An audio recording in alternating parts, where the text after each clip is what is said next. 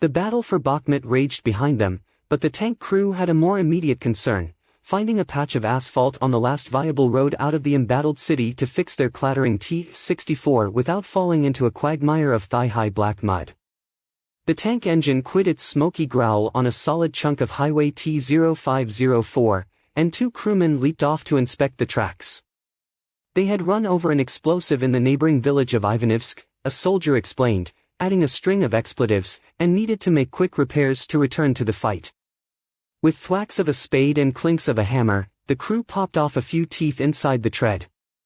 One soldier suggested slowly driving forward to check the gears were properly seated. "What do you mean, slow?" another snapped back. "You don't know what you're talking about."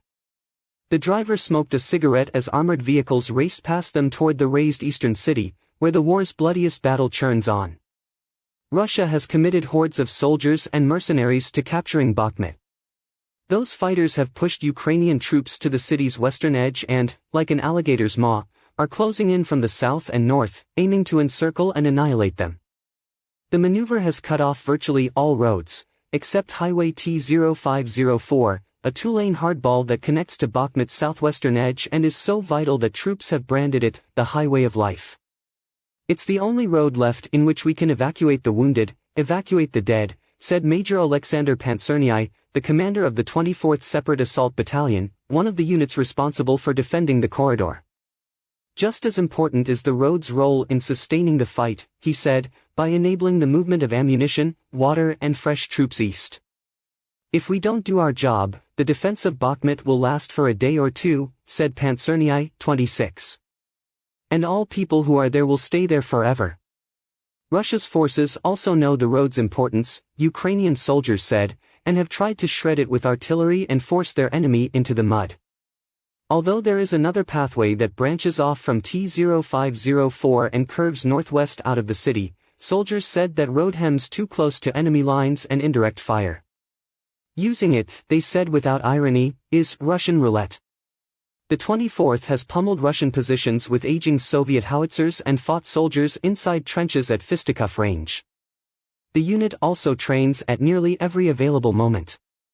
It helped support a massive operation involving thousands of soldiers Thursday and Friday, as machine gun fire and howitzer shell explosions rolled across the coal-packed hills in service of a crucial objective: to pry the alligator's jaw open. The laser focus on Bakhmut has drawn skepticism on both sides.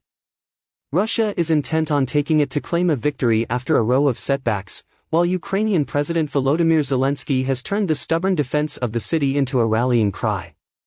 While Bakhmut sits along key roads and railways in the Donbass region, control of the city is unlikely to tip the war's outcome. The benefit to Ukraine of killing waves of Wagner mercenaries and Russian soldiers may not outweigh the cost of its own steep losses, given that Kiev needs resources for an anticipated spring offensive. But orders are orders, and the 24th is here to fight until Russia retreats, or until everyone is dead. A lieutenant with the call sign Hook held court with a platoon of soldiers wielding plastic airsoft guns to teach them how to assault buildings in open terrain. Teams of 2 took cover in the rubble of a chemical factory, then ran into a garage. "Move! Move! Move!" Hook shouted. The soldiers quickened their steps, suppressing phantom gunmen with volleys of plastic pellets. Like most troops in Ukraine, he and other soldiers interviewed are being identified by their call signs because they were not authorized to disclose their full names to journalists.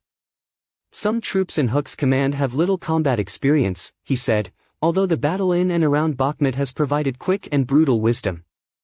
A former sales manager, Hook, 33, constantly analyzes how Wagner forces order their attacks and flanking maneuvers, then prepares his men to zig when they zag. "I love to fool them," he said, "and make a fool of them." But Hook and others in the battalion also voiced frustrations over ammunition and weapon shortages. While Western backers proclaim that they are streaming equipment into Ukraine, soldiers said the supply becomes a trickle when the gear is doled out, even at the epicenter of fighting closely watched by senior Ukrainian officials. This has made their task of holding the road and stifling Russian advances harder and riskier, they said.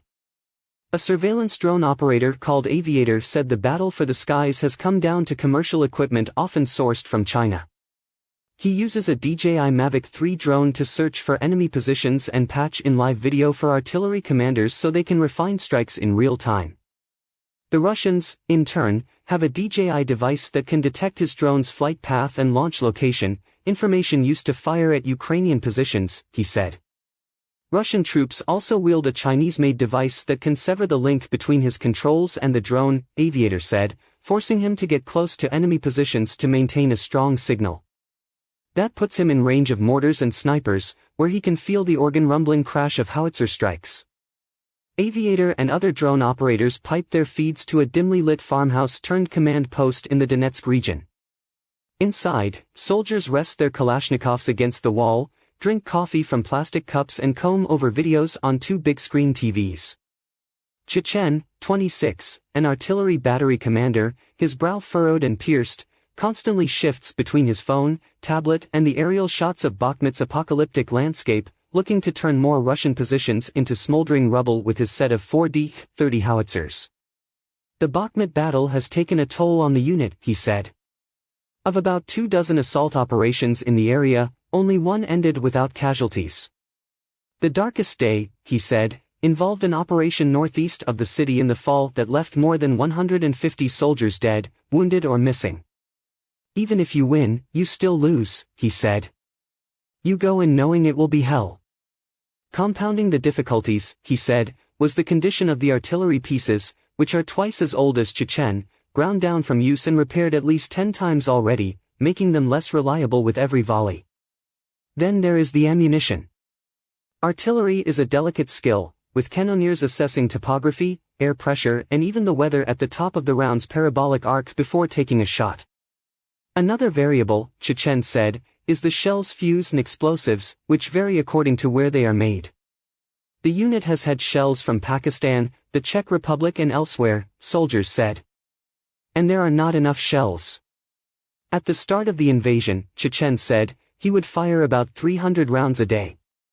Now, it's closer to 10 a day, with far more targets than the ammunition needed to hit them.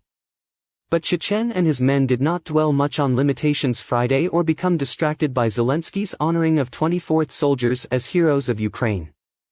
His howitzers were trained on the southwest edge of Bakhmut, where the T-0504 cuts into the city. Drones buzzed in the air, hunting for the enemy. There were clear setbacks during the mission.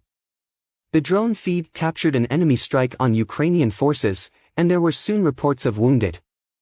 Oh, no, a soldier cursed, with the resignation of someone who had seen such a moment before. Another explosion flashed on screen at a house where Russian forces took shelter. The soldiers watching erupted in cheers twice, during the initial hit, and again after a second feed on a delay showed a different angle, like a touchdown replay.